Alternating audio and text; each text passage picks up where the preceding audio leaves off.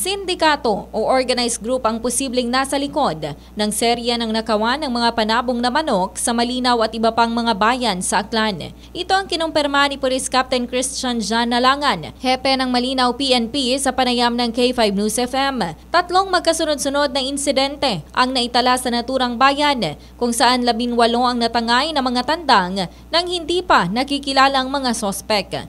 Naniniwala ang pulisya na organisadong grupo ang nakapasok sa lalawigan matapos makapagtala rin ng kaparehong insidente ang mga bayan ng Makato, Banga, Leso at iba pa. Napatihan namon da nga daya ay isa ka syndicated or organized group nga kausa si hay pagkabuog iya sa Banwa, no?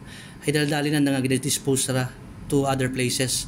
Kaya bisan ano aton nga usoy ay hindi nato makita niya sa probinsya Tacloban. May sinusundan na umanong lead ang Malinaw PNP at mayroon ng person of interest na makapagbigay linaw sa naturang kaso. May mga lead man kami sa amon nga investigation.